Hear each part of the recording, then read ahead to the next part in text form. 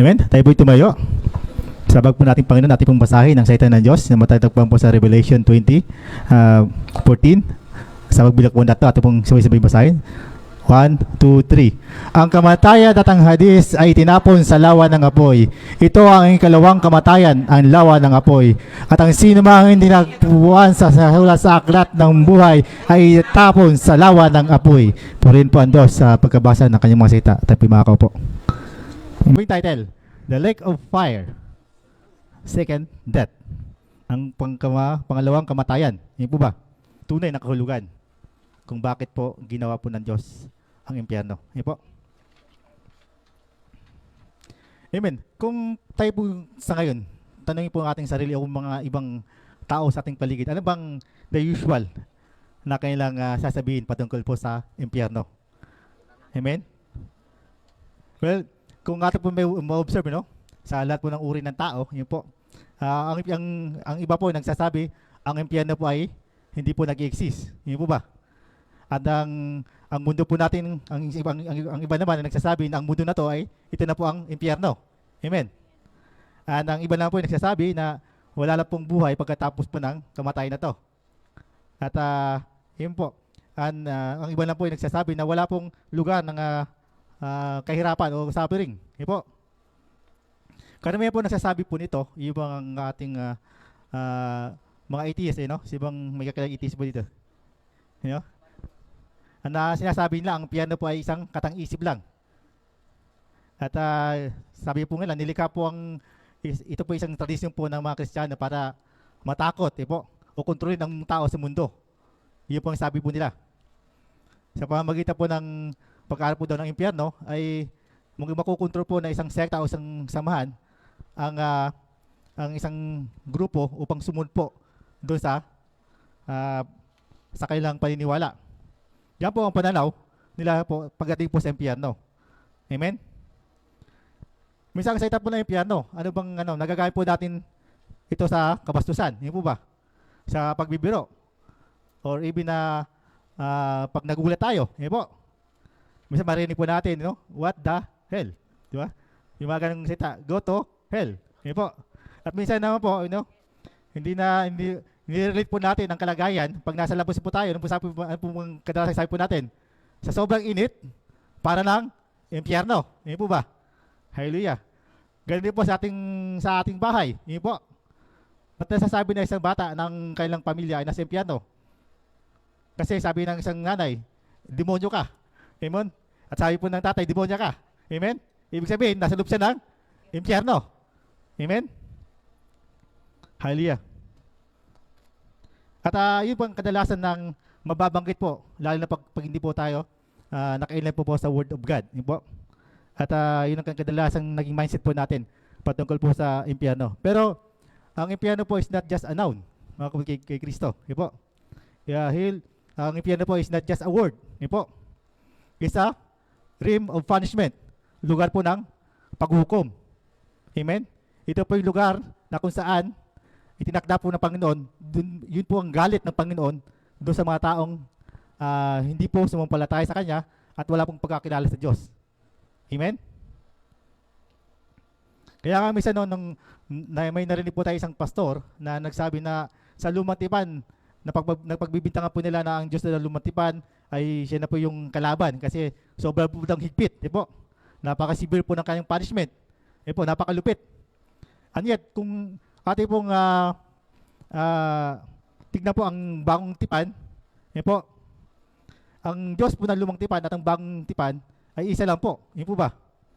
At mas madalas po at mas marami pa pong pagtuturo o pag-aaral sa bagong tipan about po sa impyerno.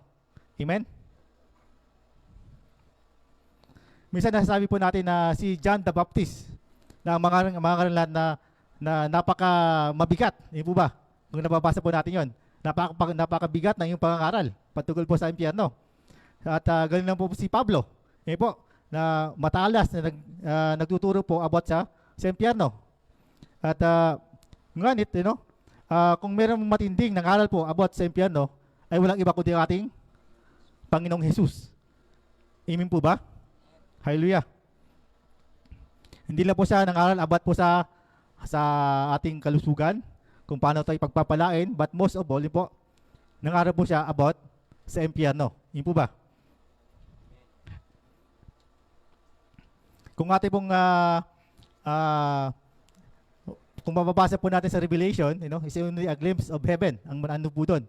Pero ang pinaka mabigat po, kung ikukumpara po ang preaching about sa heaven and hell, po, ay mas mabigat po ang katuruan patungkol po sa impyerno. Ang tanong, bakit po ba? Bakit kailangan nating pag-aralan ang impyerno? Dahil nung tinanggap natin ang ating Panginoong Jesus, yun po, bukod po sa kapatawaran po ng ating kasalanan, tayo po ay tinubos niya doon sa lawa ng apoy. Yun po ba? Amen? At ano na po yung pangako ng ating Panginoon na sa kanyang muling pagparito ay makakasama tayo sa kanyang kaharian. Amen. Kung laging po nating binabanggit po na tayo niligtas ng Panginoon sa kapahamakan, ano ba yung kapahamakan na yun? Equivalent to what? Impyerno, yun po ba? Hindi naman sa kapahamakan, sa pagtawid sa daan, hindi po ganun. Hindi lang po ganun kasimpleng kapahamakan po ang binabanggit po natin Panginoon doon. Ang ibig sabihin po na iniligtas tayo kasi we are predestined na talagang mapunta sa impyerno without sa ating Panginoong Jesus. Tapos naka-inline na po doon. Amen? Kasi ang lahat ay nagkasala. Ang kabayan ng kasalanan ay kamatayan. Amen? Hallelujah. Amen. At sa umagang po to, introduction lang po yun. Amen? Ang ating pong maging paksa po, amat po dito, kung familiar ba tayo sa mayaman at kay Lazaro? Amen? Hallelujah. Patungkol po sa isang pulubi po, na binanggit po ang pangalan ay Lazaro, no? At ito po hindi po itong Lazaro na ato itong nabasa in the previous verse na binuhay po nating Panginoon. Magkaibang Lazaro po ito, hindi po ba? Kasi ang Lazaro po that time is a common name. Even ang ating Panginoong Jesus, ganun din. Po, mga pamilya mga common name po sila. Hallelujah. At sa verse po to sa Luke chapter 16 po, at binanggit din po doon ang mga karakter nila Moises, Abraham at yung mga propeta. Amen. Ngayon nga kung pinagdi-debate po ng mga good Christian kung ito ba isang parable o isang pangyayaring makatotohanan. Amen. Kasi mayroon ang pangalang Lazaro. Amen. Pero kung ito may parable o katotohanan, hindi po natin may alis ang katotohanan na there is really a real hell. Hindi po ba? Totoo po ang impyerno. Hallelujah. Ngayon, pag binasa po natin ang Luke 16, ang buong konteksto po nito, yung unang bagay po nito ay patungkol po sa pagiging faithful sa mga gamit at karunungan sa pagdating po sa pera. And then in the verse 18, pagiging faithful sa pagdating po sa mag-asawa, not to commit adultery, but to faithful in marriage. Pero pagdating po sa 19, makita po natin na isang mayaman na walang pangalang binanggit, hindi po siya naging tapat sa kanyang kayamanan na pinagkaloob ng Panginoon sa kanya. Instead, ginamit niya po ng taong ito sa kanyang sariling pangangailangan lang po. Amen? Hindi niya po ito ginamit for the glory of God. At dahil po sabi po sa verse 22, ano po sabi doon? At nangyari na matay ang pulubi at siya'y dinala ng mga anghel sa kandungan ni Abraham. Namatay din ang mayaman at inilibing. At mula sa Hades, sa kanyang pinagdurusahan, ay tumingala siya at nakita sa malayo si Abraham at si Lazaro sa kanyang kandungan. Hallelujah. Now, ang lugar po nito, kung tawagin yung Hades or Hades sa pronunciation po ng Greek mythology, isang lugar po to, kung sa mga Grego, ito po yung lugar ng mga patay. Yun po ba? Kapag, sabi po doon, kapag ang tao po ay namatay, diyan po pupunta sa lugar ng patay, na kung saan tawagin po nila ay Hades sa kanilang religion po, sa mga Grego. Amen? Pero sa Bible, kapag sinabi po lugar ng mga patay, ito exactly tumutukoy po sa isang katawan na namatay na tapos doon dinala. Yan po. Kundi in the Bible, makita po natin mula po sa lumang tipan hanggang po sa pagpasok po sa bagong tipan, ang lugar na binabagi po ni Jesus, yan po, ang Hades ay pansamantalang lugar kung saan napupunta po ang kaluluwa ng tao bago sa huling paghukom. Amen? Hallelujah. Ang hindi sumampalataya kay Kristo ay napupunta po sa Hades bilang paghihintay po sa walang hanggang kaparusahan. Samantala ang manampalataya ay agad na sa presensya ng ating Panginoon. Yun po ba? Kaya hindi po natutulog. Yun po mga kay Kristo, pagpatay na po ang tao. Buhay na buhay sila. Amen? Hallelujah. Ngayon, bakit ito importante? Ang sabi po ng Bible, nung namatay ang mayaman, hindi po sa umakyat sa langit. Nung namatay ang may, hindi po sa kapiling ni Abraham. Yun po. Kung sa tawag po doon sa na yung pinako po yung dalawang magnanakaw, sabi po ng Panginoon sa isa, you will be with me in paradise. Yun po, hindi po ito lugar ng paraiso. Hallelujah. Hindi po ito lugar na wala pong suffering. Yun po, ang sabi po ng Bible, nung siya ay namatay, ang mayaman, dinala po sa lugar na tawagin ay Hades. Amen? Ang sabi po in verse 22, so yung pulubi instead of dalhin po sa Hades, sabi ng Bible, dinala po sa ng mga anghel sa lugar po ni Abraham. Pero, sabi po din po sa Bible, itong mayaman, nakita lang po niya ang kanyang sarili pagkatapos niyang mamatay nang siya po ay nasa lugar na po ng Hades. Amen? Imagine po, mabaway kay Kristo. Amen? Kung wala pa tayong repentant heart, di po, wala pa tayong pagkakilala sa ating Panginoon. Amen po? In the glimpse of the seconds lang po, pagmulat ng ating mata, nasa na tayo? Nandun na sa Hades. Amen? Or impyerno. Amen? Hallelujah.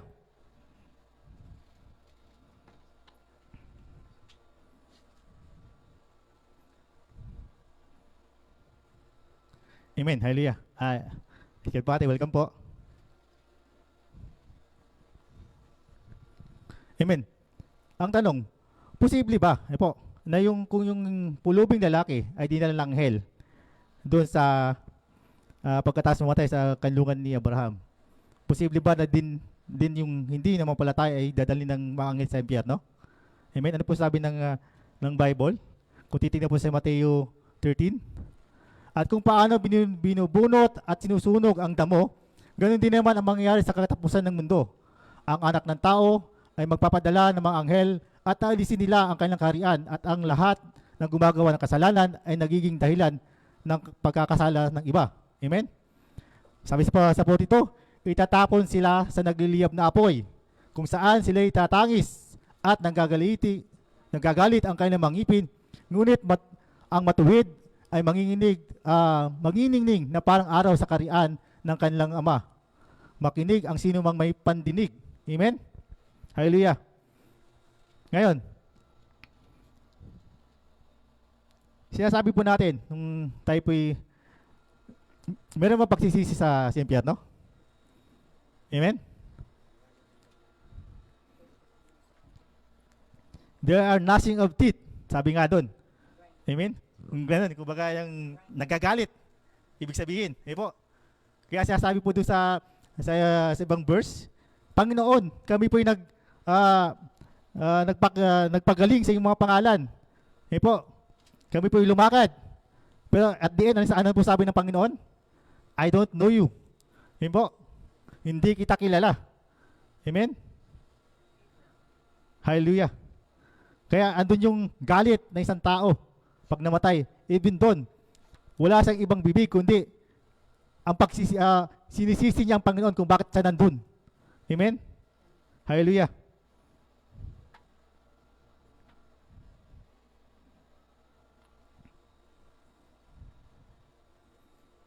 Amen. Hallelujah. So dito makita po natin, no, ang mga anghel, pagkatapos may namatay po na kaluluwa, hindi po ito namatay yung katawan lang, tapos inahagis po agad sa impyerno. Kundi ang sabi ng Bible, dinala po sila ng mga anghel at itinapon doon sa impyerno. Thrown by angels in the eternal place of fire, kung sa Hades. Yan po ba? Kung babalik po natin sa chapter 15, no? ipagpatuloy po natin ang basa. We know that the Hades is not the place of comfort. Yun po ba? Kasi ang sabi po ng mayaman, siya sumisigaw at sinasabi, Abraham, amang Abraham, maawa ka sa akin at suguin mo si Lazaro upang itubog niya sa tubig ang dulo ng kanyang daliri at malamigin ang aking dila sapagkat nahihirapang ako sa apoy na ito. Amen? Hallelujah. Sa Hades po, hindi lang po, sabi ko nga kanina, pag namatay ang tao, hindi po siya natutulog, kundi diretso po siya sa Hades. Yun po. Kung saan, nandun po kung nasa po, nandun po ang mayaman. It's a place of suffering. Yun po. Pero, kung ating pong babalikan po yun, nung namatay po ang ating Panginoong Yesus, yun po, nung bago siya pumunta po sa langit, may nabanggit po doon, yun po, na nangarap po siya sa kailaliman ng lupa. Amen? Why? Kasi ay mga tao na yon ay wala po pagkakilala sa ating Panginoon. Kaya nangarap po siya sa time na yon, dun sa lugar na yon. Pero, ngayon, na meron na present na po ang ating Panginoon, po, at natapos na kanyang gawain, po, na yung kanyang misyon sa ating buhay at may darating pa. Amen? Wala na pong pangangaral doon, po. Kaya nga, wala na pong purgatory. Amen? Sino pong Katoliko pa dito? May Katoliko ba dito? Amen? Yun po, no? Kahit ako, Katoliko ako, no? Dati yun. Ay altar boy, sakristan po ako. Amen? Hallelujah.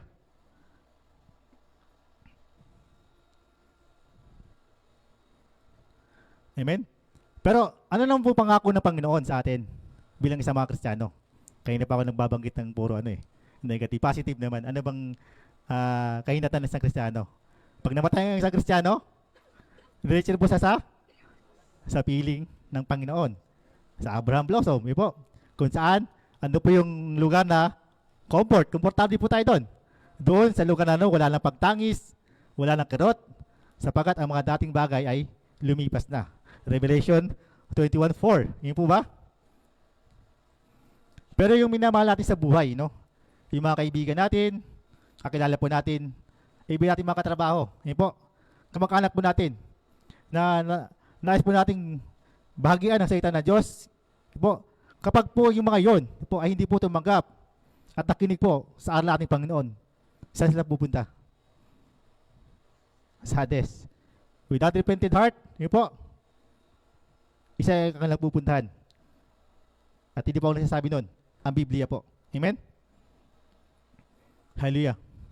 Kaya makita po natin sa mundong ito, napaka-distracted na po ng mundo. Yun po, enjoy lang sa buhay. Yun po, walang inatubag, kundi, yun po, mag-enjoy, magala. Yun po.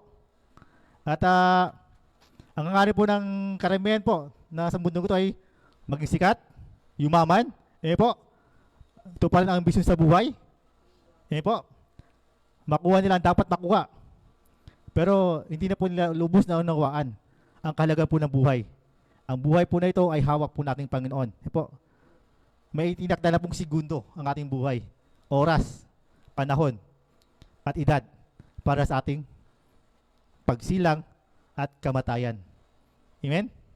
Hallelujah. Amen. Amen.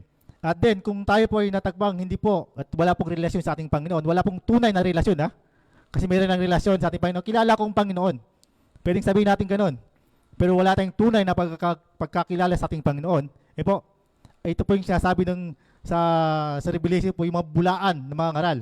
Po, alam nila ang katuruan, alam po nila ang Bible, back to back, po, pages to pages, kasi ulado po lang mga verses. Pero, at the end, sa kailang buhay, wala po sa tunay na relasyon sa ating Panginoon. Hallelujah. Kaya, ang lahat ng iyon ay mapupunta po sa Hades. Po. Now, in theology, no, kung nag-research pa ako, sabi po doon, there's the cult of intermediate state. Po. Hallelujah. Ito po yun. Amen. Ito po. Between death and resurrection. Amen. Dito po, ang buhay, amen, buhay, grave, libingan, po. Death, spirit, body. Now, with Christ, pupunta po ang katawan, kung may pagkakilala po sa ating Panginoon, pupunta po with Christ. Po. At ang all believers and unbelievers po ay ililibing. Po. Pero meron naman pong pagdating po ng pag dumating ating Panginoon, may rapture po na sinasabi sa Bible na even hindi po patay, ika-capture po yun. Yun po ba? Tapos, doon po sa Hades, ito po yung waiting area. Yun po. Kumbaga, ito yung masasabi nating parang sa airport ba, nag-aantay ka na ng flight. Pero, andun na eh. Amen? Kung andun ka na sa Hades, o kung andun ka na sa impyerno, ano po bang in-expect po natin? Hallelujah. Amen? Wala na pong pag-asa doon. Amen. Kung, if ever, no? Kung si Adan po, ang unang ginawa po ng Diyos sa mundong ito. At if ever lang, na hindi siya humingi ng tawad at wala po siyang repentant heart, niyo po. Namatay sa physically, na wala pong pagpapakumbaba. Niyo po.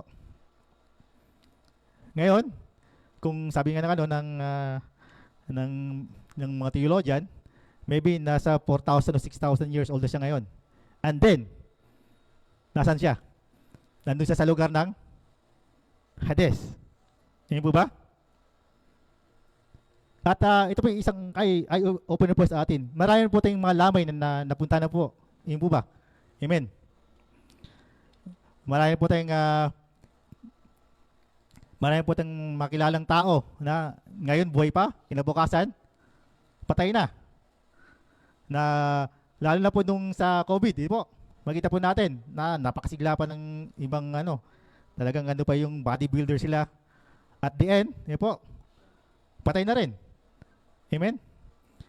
Lalo na kung nasa ICU, yun po ba? Na yung isang pasyente, kung nandun ako nung last December po doon sa ICU. At nakakaano rin na makita po ng isang tao na naghingal.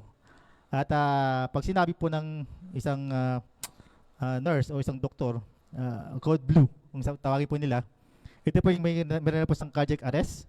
Ibig sabihin po, pwedeng huminto po ang kanyang puso o kanyang hininga. Amen?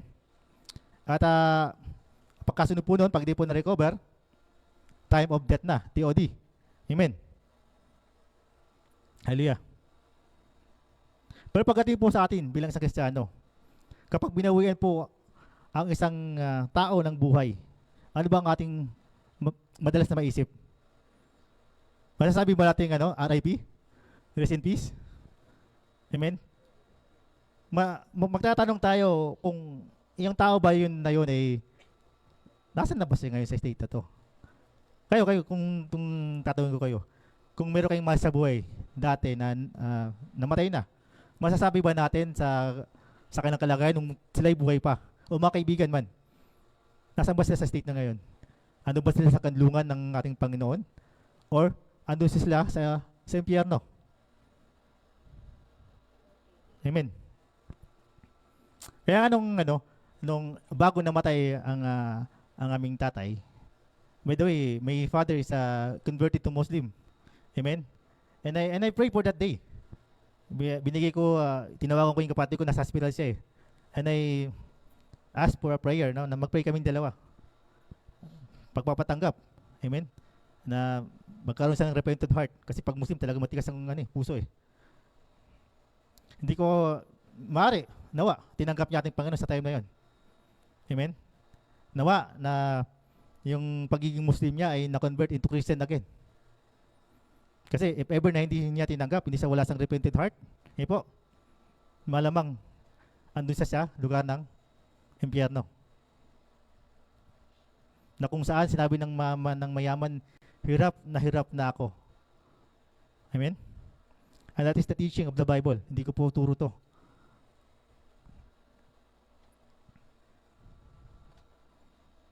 Kaya pagka minsan, meron tayong mga nakikinig na mangaral sa atin hindi kasi meron pang kasing purgatory.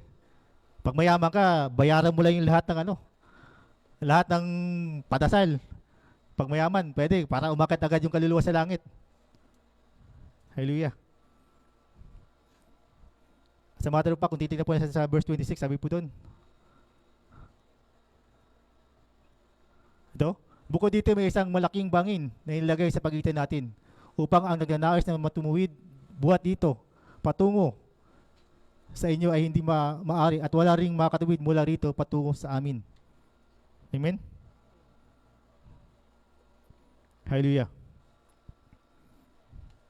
Sabi nga doon, ano, there's a great distance between us. Kung sabi po sa mga ibig, ikaw ay langit at lupa. Amen? Pero sa kamatayan, ang lawak ng pagitan. Amen? Now, pag nandun na tayo, po, or sino man, at wala dito, po, maging sa ating mga kamag-anak, pag nandun na tayo sa lugar na yon, po, wala na pong ano? Wala na pong balikan. There's no coming back. Once na nasa impyerno ka na, or sino man, nawawaglobin ng Panginoon, habang buhay, habang kamatay, nandun ka na. There's no coming back. Amen? Kung sabihin, kung sa kasabihin po ng ating mga kabataan, YOLO, you only live once. There's some truth. You live once on earth, Pero, we have to repent and accept the gospel ng ating Panginoon. Pero once na namatay na po tayo, it's all done. Wala nang saysay. Ipag-pray pa po natin ang patay. Amen? Kung tayo tunay na Kristiyano, ipag-pray po natin yung mga buhay. Amen? To snatch them doon sa kamatayan. Hallelujah. Na nabuksan ng Panginoon ang kanilang puso't isipan patungkol po sa kamatayan sa impyerno. Hallelujah. Sabi po ng Bible, once a man is appointed to die, and after his judgment. Hallelujah. Amen. Sabi po ni Abraham, there's a great gap. There's a chasm. Sa wikang Grego, chasma. Amen po. Diba, meron tayong kinawit na, living hope. A great chasm between us. Hallelujah. Sabi ng Bible, wala nang way na makapunta ka doon at wala ring paraan na makapunta kami dyan. Doon sa mga patay. Amen? But there is a good news. In John 14:6, sabi po natin, Panginoon, Jesus is the way, the truth, and the life. No one can come to God except through Him. Amen? Sabi ng Panginoon, ako, ang daan at ang katotohanan at ang buhay. Walang makapalito sa Ama kundi sa pamamagitan po nating Panginoong Jesus. Amen? Hallelujah. Kasi kung talagang there's always a separation between good and evil. Hindi po pwedeng magsama sa oras po ng paghukom. They cannot dwell in the same place. They must be separated. Ngayon, kung close kayo sa iyong mahal sa buhay, sa iyong kaibigan o mga kamag-anak, even dito sa church, amen? Close na close kayo, sabi mo, pagka namatay tayo, dapat magkikita tayo sa langit. Pagdating doon, hindi kanya nakita sa langit. Amen. Hallelujah. Kaya nga nung minsan naisip ko gaano ba naintindihan ng isang kapatid o isang manampalataya ang salitang kamatayan o ang salitang impyerno? Ganon lang ba siya kagaan upang pakinggan? Ganon ba sa kadali upang i-accept natin? Amen? Maari, sa atin, di ko naman dito, wala sa iglesia ito, sa ibang manampalataya. Gumagawa siya sa gawain ng Panginoon. Maari hindi nakikita ng ibang pastor o ibang kapatid, pero nakikita ng Diyos ang lahat ng ating ginagawa. Amen? Kung magnanakaw ka sa company, hindi nakikita lang yung employer na ginagawa mong pagnanakaw. Pero may Diyos na nakikita sa atin. Maging Sabihin natin, hindi ka nahuli ng asawa mo na nang bababae kayo dito o ng lalaki. Pero nakikita ng Diyos ang lahat ng ginagawa natin. Amen? Mag-enjoy ka ngayon. Walang problema yan. Enjoy later, suffer to eternity. Bay later, no? Mahirap ang taong wala pagkakilala sa ating Panginoon. Kaya nga, yung kondisyon ng puso natin, paguhin natin. Amen? Huwag natin kalimutan kung paano nagbigay ng buhay ang ating Panginoon Yesus sa krus ng Kalbaryo. Yung gap na yan, po, siya ang nagbigay ng bridge, po, upang magkaroon tayo ng connection sa ating mga sa langit. Oh, hallelujah.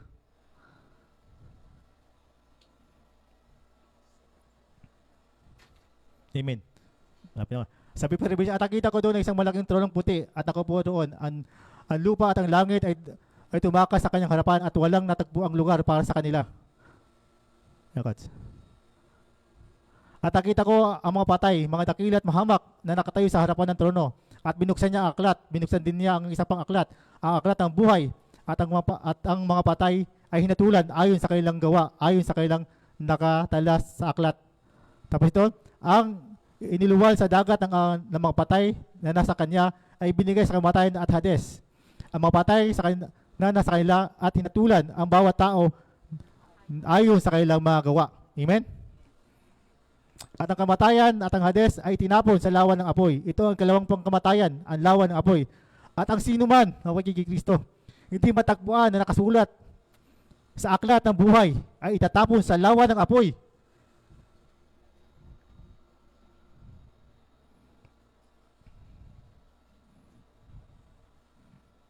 Hallelujah. Hindi ko alam kung sino yung hindi nakasulat sa aklat ng buhay sa mga oras na to. Amen? Pero, may redemption action po ang ating Panginoon. Saliksikin natin ating puso. Amen? Kung ngayon, pakita-kita ka pa rin sa lakad mo bilang isang Kristiyano, baguhin na natin. Diretsuhin na natin, maiksi lang buhay sa mundo. Amen? Ang iksi lang, kasi, alam mo, pag na-accident isang tao, segundo lang pagitan, patay na eh. Minsan nga, iba, natulog lang, di na gumising eh. Amen. Alam mo kung gaano pinalagayan ng Diyos ang tao? Amen? Ano ko mo ito?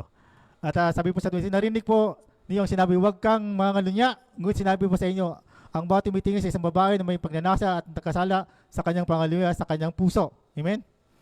Kung ang kanang mata mo, ang sanghi ng iyong pagkakasala, dukutin mo to at itapon sapagkat mabuti pang mawalan ka ng isang bahagi ng iyong katawan kaysa ang buong katawan mo ay itatapon sa impyerno. Amen? Ganun ang kaparusahan ng mga tao na walang pagkakilala sa ating Panginoon. Amen? Let me end with this story, no? Sabi dun, may isang sikat na pintor. Po. Yung magawa niya talaga ay napakamahal. Mga obra niya. Ngayon isang araw, umuwi siya sa kanyang malinam na probinsya. Sa kanyang paglalakad-lakad doon.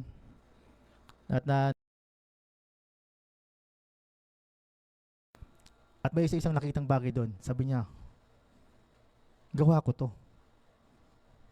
Ngunit hindi niya pwedeng angkinin ang bagay na yon kasi hindi niya pagmamayari ang bagay na yon. Although siya ang gumawa, in order na maangkin niya muli ang bagay na yon, dapat siyang magbayad. Amen? Pero ang bagay na yon, yung painting nakasabit doon, andun na yung pagkakupas ng kulay dahil sa kalumaan. Yung frame niya, basag-basag na. Faded na yung pintura. Alikabok, masyadong alikabok kasi di na naalagaan. Pero ang ginawa ng pintor, binili niya yun. Yung antique na yun. Yung gawa niya. Sa malaking halaga. At doon pala niya muling pinaganda. Amen? Pinalitan niya ng frame. Inayos. At isinabit uli. At nagwika, ito ang aking gawa. Ganon din bilang mga Kristiyano. Nung nakita na ating Panginoong na tayo lugmok sa kasalanan, nagbababa tayo sa lahat ng ating hindi masukat na karumihan. Ginawa ng Panginoon. Bumaba, binigay ang kanyang anak. John 3:16, sabi doon, "For God so loved the world, that He gave His only begotten Son, and whoever so believe in Him will not be perished, but have everlasting life." Ganun na lang ang pag-ibig ng ating Panginoon. Amen? Na ibinigay niya ang kanyang kaisa-isang anak para sa atin. Nandun na tayo sa bulit ng kasalanan. Pero binili tayo, tinubusan natin Panginoon na sa pinakamalaking halaga. At ang halaga na yun ay katumbas ng kanyang buhay. Ganon tayo kahalaga sa paningin ng Panginoon. Kung gaano sinabi ng pintor, ito ang aking gawa, sasabihin ng Panginoon, ito ang aking anak. Ganon tayo kahalaga sa ating Panginoon. Nung namatay ang tatay ko, hindi ko alam kung saan napunta.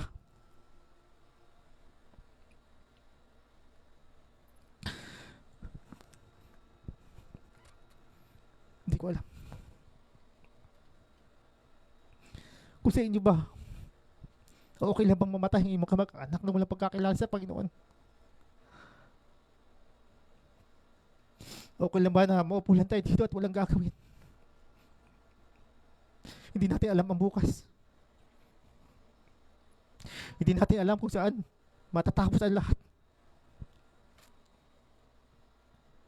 Kung saan nakikita natin matunghayan natin ngayon, kung gaano kalupit ang impyerno o sa pangalawang kamatayan. Kung halimbawa nga na si Adan, 600 years na nagduduro sa lawa ng apoy na yan o sa impyerno. Matmur pa kaya yung mga tao na walang pagkakilala sa Diyos?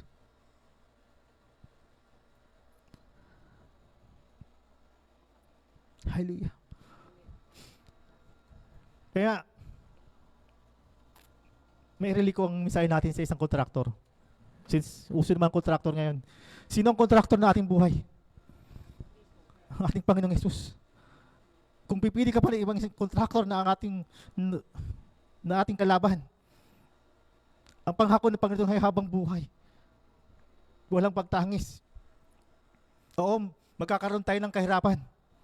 Pero gagabayin tayo ng ating Panginoon sa oras ng kahirapan. Ngunit ang kalaban, lulukohin ka lang kalaban. He is the master of deceit. Yan po, papangako ang kanya ng maranggang buhay. Aalisin niya ang mga bagay na may patungkol sa Diyos.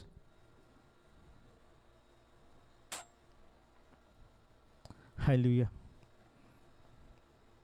Now, sa mga oras na to, atin mong saliksikin natin sarili. And as we pray, tayo po'y tumayo. Pag-aaral po natin ang patungkol po sa pag-aaral po ng impyerno. Yan po. Kung ano ba ang tunay na kahulugan. Kung bakit po ginawa po ng Diyos ang impyerno. Yan po.